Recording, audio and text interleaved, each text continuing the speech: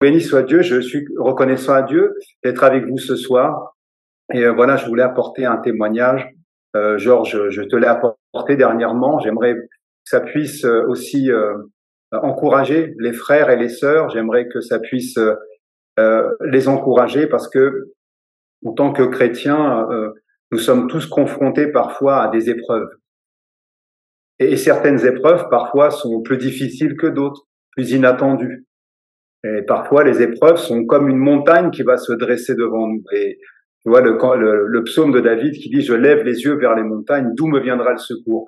Et parfois, une montagne va se dresser et béni soit Dieu parce qu'à nos côtés, nous avons des femmes qui ont la foi et qui regardent dans la même direction que nous, qui sont d'un même cœur, d'une même pensée. Et quand une épreuve survient, quand une montagne se dresse devant nous, eh ben, deux valent mieux qu'un.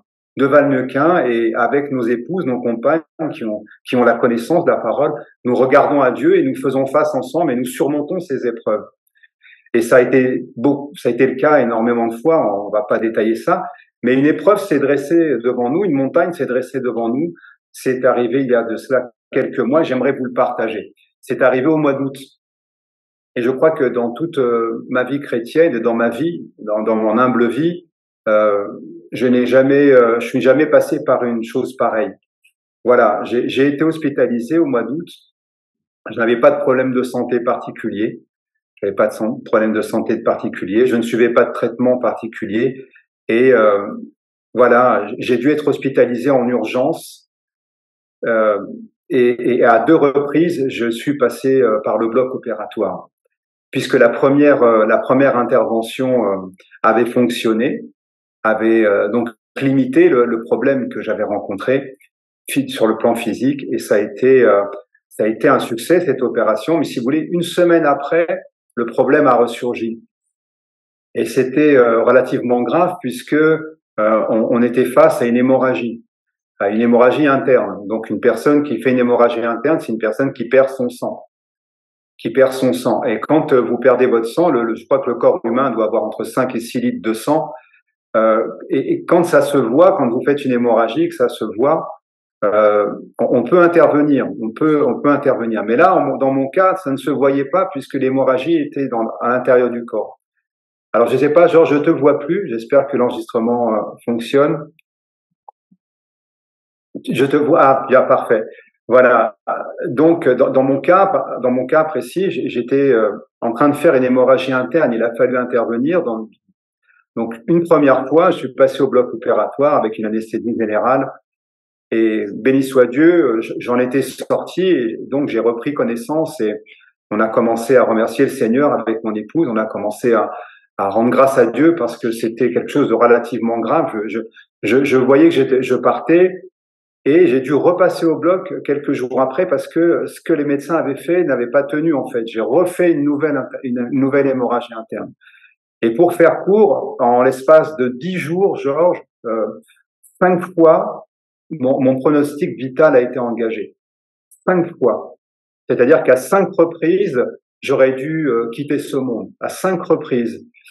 Et pour dire, une fois même, sur ces 5 fois, j'étais en train de partir. En fin de compte, ma vie était en train de quitter mon corps. J'étais en train de mourir finalement. Et c'était à 3 heures du matin. Ils ont appelé mon épouse pour dire, voilà, madame, votre mari est en train de partir et on est en train d'essayer de le ramener à la vie, de le maintenir en vie. Il fait une hémorragie, on est en train de le ramener en vie. Donc on tenait à vous le dire parce qu'on est obligé d'informer les familles, mais la chose est grave. Donc à 5 reprises, j'ai été confronté à la mort et j'étais pas toujours conscient, si vous voulez. J'étais pas conscient puisque j'étais dans le coma. Et je me dis, et ce que je voulais dire, c'est que parfois, quand nous sommes confrontés à des épreuves en tant que couple, nous sommes à deux à faire face. Nous sommes à deux et deux valent mieux qu'un. Et quand l'un tombe, l'autre le relève. Nous nous encourageons face à ces épreuves, face à ces montagnes qui peuvent se dresser devant nous. Et là, en l'occurrence, j'étais, moi, plongé dans le coma, j'étais entre la vie et la mort, et mon épouse, ma compagne, a dû faire face seule, d'un point de vue humain, d'un point de vue physique, mais elle n'était pas seule puisque Dieu était à ses côtés et Dieu la soutenait et Dieu lui donnait l'énergie, il lui donnait la force pour pouvoir faire face avec foi. Et pour faire court, la deuxième intervention, La chose était tellement grave, Georges, mes frères, mes sœurs, c'était tellement grave qu'au cours de la deuxième intervention, on a appelé Grace et on lui a dit, voilà, Madame, est-ce que vous avez des enfants avec Monsieur Bergouin? Donc Grace a dit oui, effectivement, nous avons des enfants. Pourquoi? Et ces médecins lui ont dit, voilà, Madame, parce que aujourd'hui, votre mari est dans le coma. Nous avons regardé à son cas. Nous avons regardé en tant que médecins. Nous sommes un groupe de 3 chirurgiens digestifs. Nous sommes des médecins spécialisés et nous n'avons pas de solution, Madame. Donc, si vous avez des enfants, Madame, il serait bon que vos enfants viennent à l'hôpital pour qu'ils voient leur papa peut-être une dernière fois. Voilà. Ça, c'est le coup de massue, si je peux dire, que Grace a reçu. Moi, j'étais dans le coma, j'étais pas en capacité de pouvoir l'encourager, de l'exhorter, de dire, écoute, non, ma compagne, ma chérie, ma femme, je peux, t'inquiète pas, tout va bien se passer, ça va aller, nous avons remis ces choses entre les mains de Dieu, Dieu interviendra en notre faveur, Dieu va agir, soyons confiants. Je pouvais pas le faire puisque j'étais dans le coma et Grace, il se retrouvait seul face à ces médecins qui sont des spécialistes, ce sont pas des menteurs, ce sont pas des imposteurs, ce sont des gens qui ont fait des études pour cela. Et ils lui ont fait un constat, ils lui ont fait un diagnostic, ils lui ont dit, voilà, madame, à l'heure où nous vous parlons, nous n'avons pas de solution. Et grâce à voilà, et c'est là où je bénis le Seigneur pour nos compagnes, pour nos sœurs à nos côtés, parce que la Bible dit que celui qui trouve une femme trouve le bonheur, c'est une grâce qu'il obtient de l'Éternel. Mais elle dit aussi, on peut hériter de ses pères une maison et des richesses. Mais une femme intelligente est un don de l'Éternel. Et je crois qu'une femme intelligente, c'est une femme qui craint Dieu. C'est qui a la crainte de Dieu, une femme qui connaît la parole de Dieu, qui a la foi et qui tient ferme face aux tempêtes qui peuvent se lever dans une vie, qui tient ferme face à l'opposition, au vent contraire, sur la parole de Dieu. Et grâce, face à ces médecins, elle a eu une réponse qui a été une réponse de chrétienne. Elle a dit, messieurs, je vous remercie pour ce diagnostic que vous venez de faire. Merci de ce que vous venez de me dire, mais je ne viendrai pas avec mes enfants pour qu'ils voient leur père une dernière fois, parce que j'ai un Dieu dans le ciel et j'ai prié mon Dieu. Mon mari est un chrétien, c'est un fils de Dieu, et je sais que Dieu n'abandonnera pas son fils, que Dieu est à nos côtés dans cette épreuve, et je sais qu'il fera un miracle. Donc j'ai confiance, je sais qu'il va agir.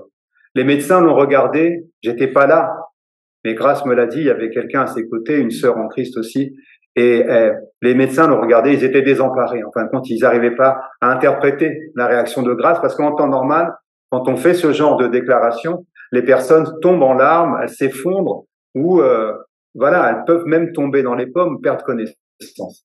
Donc, je rends grâce à Dieu parce que elle a pu faire face avec foi. Et ils lui ont dit, voilà, madame, nous avons 24 heures. Parce que ce que nous avons posé comme dispositif dans le corps de votre mari, on ne peut le laisser que 24 heures.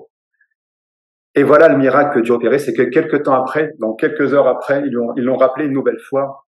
Ils lui ont dit, voilà, madame, on va tenter quelque chose. On va tenter quelque chose, et c'est pas quelque chose que nous faisons habituellement, ça ne se fait plus. Mais par rapport au cas de votre mari, puisque nous n'avons pas d'autre solution, voilà ce que nous allons faire. Nous allons agir en 4 étapes, à 4 endroits différents. Mais madame, nous ne sommes sûrs de rien. Nous ne sommes sûrs de rien. Premièrement, parce que l'opération, nous ne sommes pas sûrs que l'opération va fonctionner. Il y a des risques d'hémorragie. Il pourrait y avoir une hémorragie, donc on tient à vous le dire. Et en plus de ça, madame, il est dans le coma. Et après cette opération, nous ne sommes pas sûrs. Nous ne pouvons pas vous garantir qu'il sortira du coma. Et là, la même réaction de sa part. Et Grâce a répondu, je sais, je suis convaincu que cela fonctionnera. Et je sais, je suis convaincu que mon mari sortira du coma. J'ai confiance en vous, et je sais que tout va bien se passer. Et là, les médecins, une nouvelle fois, on le regardait avec des yeux comme s'ils voyaient un extraterrestre, quelqu'un qui venait de sortir de nulle part. Ils n'avaient jamais vu ce genre de réaction-là. Et c'est là où je dis qu'en tant que chrétien, quand nous sommes parfois confrontés à ce genre de situation, à des situations qui peuvent paraître insurmontables, rappelons-nous la parole de Dieu. Et quand Grâce m'a expliqué le problème, après, enfin la situation, après que je sois sorti du coma et qu'elle me donnait les détails petit à petit, l'image qui me venait un peu comme ça, et ce qui remontait à la surface, je dis, tu vois, ma femme, tu vois, ma compagne, tu vois, Grâce, En fait, nous nous sommes retrouvés confrontés, comme les enfants d'Israël à leur sortie d'Égypte, qui étaient confrontés à deux situations menaçantes. Face à eux était la mer Rouge. Ils étaient plus de 2 millions de personnes avec des vieillards, des femmes, des enfants. Et derrière eux était l'armée de Pharaon qui les pourchassait pour les anéantir. Il n'y avait pas d'issue. Finalement, il n'y avait pas d'issue. Et parfois, dans nos vies chrétiennes, nous sommes confrontés à des situations où parfois nous pouvons penser, nous pouvons croire qu'il n'y a pas d'issue, qu'il n'y a pas de solution. Mais nous avons un grand Dieu. Et nous avons un Dieu qui est fidèle. Et Dieu a frayé la mer Rouge pour que ses enfants la traversent à sec. Et grâce, par sa foi, par sa marche aussi, par sa marche fidèle, par son humilité, et parce que nous sommes un couple chrétien, et Dieu n'abandonne pas ses fidèles, ils sont toujours sous sa garde, il dit dans la parole de Dieu. Il dit que le malheur atteint souvent le juste, mais que l'Éternel l'en délivre toujours. Et parce que Grâce avait la parole de Dieu dans son cœur, parce qu'elle était ancrée dans la parole de Dieu, parce qu'elle a tenu ferme sur la parole de Dieu, elle a pu avoir cette réponse qui a surpris ses médecins, qui les a complètement troublés, et qui peut-être même les a amenés à revenir 3 heures après pour dire Madame, nous allons tenter quelque chose, parce qu'ils ont été impressionnés. Donc je remercie l'Éternel pour ça, parce que aujourd'hui, si je vous parle aujourd'hui, tu sais, ma prière chaque matin, Georges, Dieu m'est témoin, quand j'ouvre les yeux et que je me fléchis les genoux devant le Père, je lui dis Seigneur, merci parce que tu m'as préservé le souffle de vie. Merci parce que j'ai ouvert les yeux sur ce jour. Je sais, je peux aujourd'hui peser la grâce que Dieu nous accorde, que de vivre, que d'avoir le souffle de vie, que de pouvoir le connaître, que de pouvoir le servir, que de pouvoir le prier, que de pouvoir communier avec des frères, que de pouvoir répondre à son appel, que d'être là aujourd'hui avec vous. C'est une grâce vraiment. Et je voulais vraiment que ça puisse encourager l'Église, que nous puissions savoir que rien n'est impossible à Dieu. Ce n'est pas qu'un slogan. C'est-à-dire qu'on n'a pas reçu la parole de Dieu en vain. On ne croit pas la parole de Dieu en vain. Nous ne pratiquons pas la parole de Dieu en vain. Nous ne prions pas en vain. Nous avons un Dieu qui est puissant, qui est bienveillant, qui est fidèle. Et la petite parenthèse par rapport à ça, et je terminerai, quand Dieu nous fait la grâce, et je pense au témoignage du frère dernièrement, qui avait dit que il était dur avec sa compagne et que sa compagne l'encourageait à l'exhorter, il avait un travail, je crois, en province, qui l'obligeait à partir toute la semaine et finalement, il avait dû quitter ce travail-là pour trouver un travail. Il avait aussi un problème avec sa voiture qui était rayée par un jeune garçon. Je ne sais plus le nom de ce frère, mais il se reconnaîtra, vous le reconnaîtrez. Et tu avais ouvert une parenthèse David Cotry. Voilà, c'est David Cotry. Ça m'avait béni ce témoignage parce que nous avons vécu le même type de persécution, de racisme. Quand nous sommes arrivés en province avec Grâce, on a vécu du racisme aussi. Mais c'est pas le sujet. Mais je pensais à ce témoignage, je me disais, quelle grâce Dieu nous a fait d'avoir une fille de l'Éternel à nos côtés. Une femme qui craint Dieu, une femme qui s'humilie, une femme qui connaît la parole de Dieu, une femme qui parfois, quand nous avons des travers, quand nous nous écartons, quand nous revenons à notre vieil homme, parfois à notre côté humain, à notre côté charnel, va nous redresser avec amour, avec douceur, va nous rappeler ce que nous sommes. Et une femme qui, quand nous pouvons être parfois affaiblis, à genoux. Moi, j'étais dans le coma, frère Georges. J'étais dans le coma, j'étais incapable de lever un mot de prière. J'étais incapable de revendiquer la guérison au nom puissant du Christ Jésus, mon Sauveur. J'étais incapable, j'étais déjà entre, les liens de la mort m'avaient environné. J'étais déjà entre, les liens du sépulcre m'avaient surpris. J'étais incapable de le faire. Mais comme j'avais une fille de l'Éternel à mes côtés, Dieu m'a fait la grâce d'avoir une femme qui craint Dieu, qui à la fois, Dieu a été touché, Dieu a vu son cœur et Dieu a répondu à sa prière. Donc j'aimerais vous dire que quand nous avons une sœur, prenons soin de nos sœurs. Tu l'as rappelé dernièrement, Georges, c'est que nous devons aimer nos femmes comme Christ a aimé l'Église. Voilà, c'est un commandement. C'est la parenthèse, je la ferme. Mais voilà, quelle grâce que nous avons d'avoir des femmes qui connaissent Dieu, qui le craignent à nos côtés. Et sachant une chose, c'est que quel que soit le diagnostic qui peut être fait, quelle que soit la personne que vous pouvez avoir en face de vous, quelle que soit son autorité dans le monde, sa position mondaine, ne crains pas, car Dieu est avec toi. Il ne t'abandonnera point, il ne te délaissera point. À mesure que toi, tu tiens ferme sur sa parole, que tu gardes ton cœur plus que toute autre chose. Parce que la Bible dit bien en Proverbe 4, verset 23 ou 24, je crois, garde ton cœur plus que toute autre chose. Et quand l'ennemi viendra frapper à la porte de ton cœur pour reprendre du terrain, pour remettre de la peur, du doute, de l'incrédulité dans ton cœur. Toi, renouvelle ton intelligence et reviens à la parole de Dieu et tu verras la puissance de Dieu en manifestation. Voilà, genre, ce que je voulais partager. Donc, c'est un miracle. Et je sais quand c'est un miracle parce que seul Dieu pouvait agir en ma faveur. Dieu seul pouvait agir en ma faveur par rapport au diagnostic qui avait été fait à 5 reprises. Je veux pas le détailler, ça prendrait beaucoup de temps, Georges, mais à 5 reprises, ils ont dû me ramener à la vie parce que j'étais en train de partir. C'est un miracle. Et je crois que c'était aussi dans le but que je puisse revenir aussi à des meilleures dispositions par rapport à mon engagement envers Dieu. J'étais plus, je le reconnais, j'étais plus suffisamment assidu, discipliné par rapport à la lecture de la parole de Dieu. J'étais plus suffisamment assidu et discipliné par rapport donc à ma vie chrétienne, à ma marche. Et je sais aujourd'hui que si je suis revenu à la vie, c'est dans un but particulier. Dieu me le révélera, c'est dans un but particulier parce que ce n'est pas par hasard.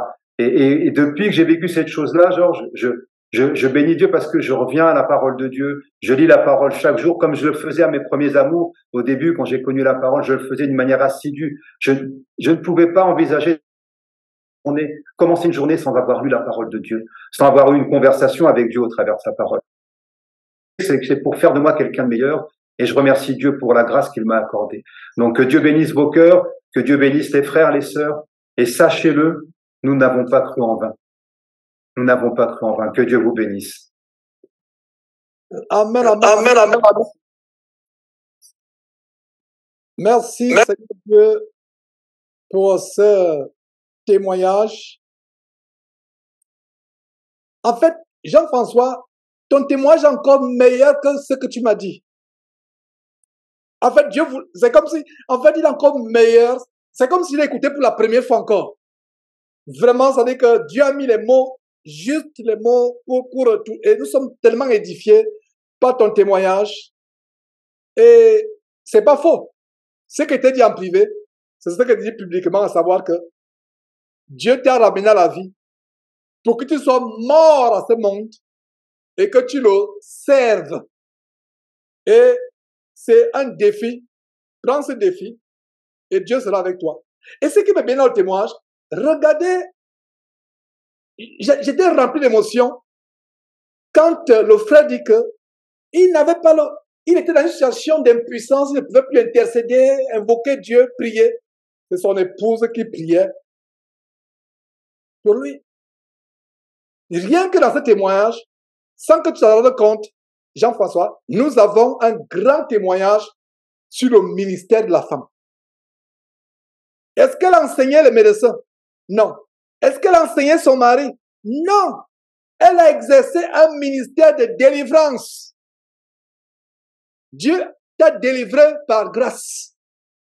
Elle a exercé un puissant ministère de délivrance. Et tu as reconnu cela. Et regardez maintenant comment aujourd'hui, elle est honorée. La Bible dit en 1 Pierre chapitre 3 que c'est comme ça, sœur en Christ, que tu seras honoré. Pas en voulant t'improviser prophétesse ou en voulant enseigner, en voulant faire des mauvaises choses qui sont contre la parole de Dieu. Donc c'est un grand témoignage. Et il y a une réaction sur Facebook.